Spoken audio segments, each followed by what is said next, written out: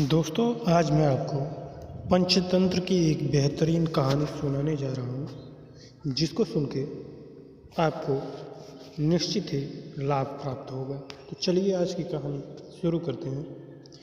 मोहिलरोपयम नामक एक दक्षिणी शहर के पास भगवान शिव का एक मंदिर था। वहाँ एक पवित्र ऋषि रहते थे और मंदिर की देखभाल करते थे। वे भिक्षा के लिए शहर में हर रोज़ जाते थे और भोजन के लिए शाम को वापस आते थे। वे अपनी आवश्यकता से अधिक एकत्र कर लेते थे और बाकी का बर्तन में डालकर गरीब मजदूरों में बांट देते थे, जो बदले में मंदिर की सफाई करते थे और उसे सजाने का काम किया करते थे।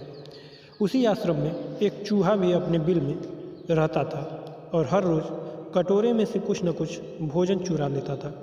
जब साधु को एहसास हुआ कि एक चूहा भोजन चोरी करता है, तो उन्होंने इसे रोकने के लिए सभी तरह की कोशिशें की।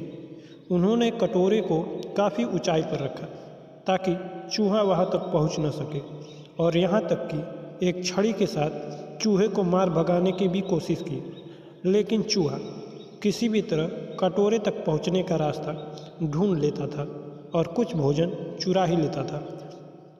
एक दिन एक भिक्षुक मंदिर की यात्रा करने के लिए आए थे, लेकिन साधु का ध्यान तो चूहे को डंडे से मारने में था और वे भिक्षुक से मिल भी नहीं पाए। इसे अपना अपमान समझ भिक्षुक क्रोधित होकर बोले, आपके आश्रम में फिर कभी नहीं आऊँगा, क्योंकि लगता है मुझसे बात करने के अलावा आपको अन्य काम ज़्यादा महत्वपूर्ण लग रहा है।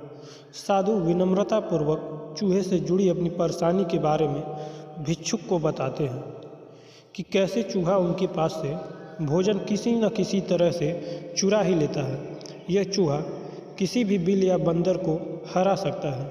अगर बात मेरे कटोरे तक पहुंचने की हो तो मैंने हर कोशिशें की, लेकिन वो हर बार किसी न किसी तरीके से भोजन चुरा ही लेता है। भिक्षुक ने साधु की परेशानियों को समझा और सलाह दी, चूहे में इतनी शक्ति, आत्मविश्वास और चंचलता के पीछे अवश्य ही कुछ न कुछ कारण होगा। मुझे यकीन है कि इसने बहुत सारा भोजन जमा कर रखा होगा और यही कारण है कि चूहा अपने आप को बड़ा महसूस करता है और इसी से उसे ऊंचा कूदने की शक्ति मिलती है।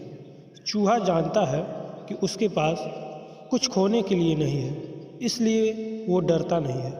इस प्रकार साधु और भिक्षुक निष्कर्ष निकालते हैं कि अगर वे चूहे के बिल तक पहुँचने में सफल होते हैं तो वे चूहे के भोजन के भंडार तक पहुंचने में सक्षम हो जाएंगे।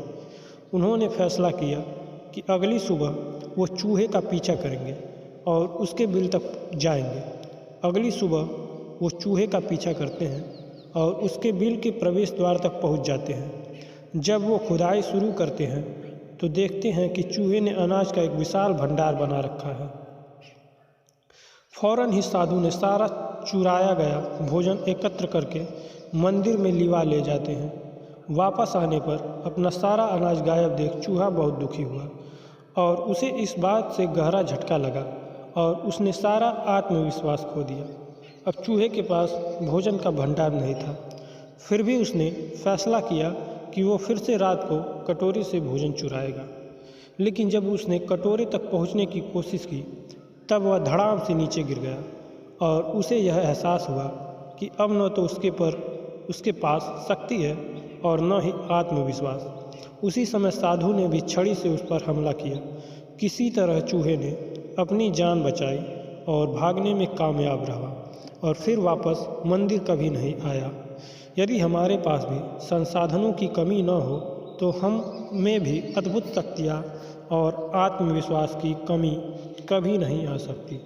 तो दोस्तों, अगर ये कहानी पसंद आई हो तो लाइक करें और सब्सक्राइब करें मेरे चैनल को। धन्यवाद।